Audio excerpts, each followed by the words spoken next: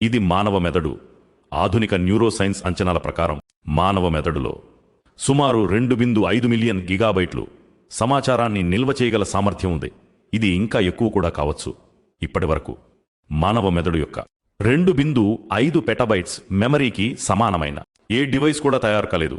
మానవ మెదడు కేవలం స్టోరేజ్ మాత్రమే కాదు, అది ఒకేసారి ప్రాసెసింగ్, స్టోరేజ్, లర్నింగ్ 3 పనులు చేస్తుంది. ఆలోచించడం, గుర్తుంచుకోవడం, నిర్ణయాలు తీసుకోవడం మరియు మొత్తం శరీరాన్ని నియంత్రించే ఈ వ్యవస్థ తానుగా తయారవుతుందా? ఇది మానవ హృదయం.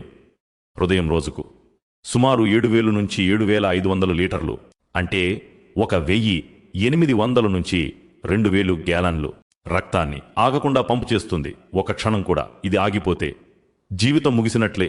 ఇంత బలమైన, ఇంత క్రమబద్ధమైన పంపు ఒక సృష్టికర్త లేకుండా సాధ్యమా?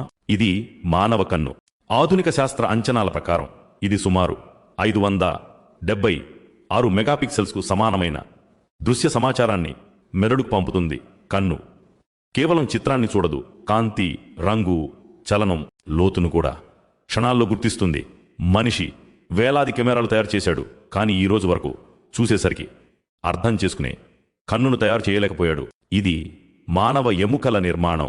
ఒక పెద్ద మనిషిలో 206 ఎముకలుంటాయి. ఈ ఎముకలే చలనం, సంతులనం, బలానికి మూల వ్యవస్థ. ఇవన్నీ అల్లాహ్ యొక్క హిక్మత జ్ఞానం మరియు కుద్రత్ శక్తి యొక్క స్పష్టమైన సూచనలు. ఇవి మానవ మూత్రపిండాలు రోజుకు సుమారు 180 నుంచి 200 లీటర్ల ఫిల్ట్రేట్ను తయారు చేస్తాయి. దానిలో సుమారు 99% ఉపయోగకరమైన పదార్థాలను మళ్లీ రక్తంలో కలుపుతాయి. మూత్రపిండాలు విష పదార్థాలను వేరుచేసి శరీర సమతుల్యతను నిలుపుతాయి. ఇవన్నీ యాదృచ్ఛికంగా జరిగాయా? ఇవి రక్తనాళాలు. వాటిని ఒక సూటిగా పరిచితే 1000 కిలోమీటర్ల వరకు పరుచుకుంటాయి. ఈ నాళాలు రక్తం, ఆక్సిజన్, పోషకాలను మొత్తం శరీరానికి చేరుస్తాయి.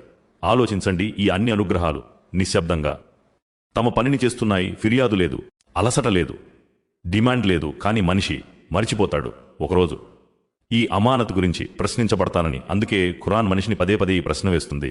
అయితే ఓ జిన్నులు మరియు మనుషులారా, మీరు మీ ప్రభువు యొక్క ఏ ఏ అనుగ్రహాలను నిరాకరిస్తారు?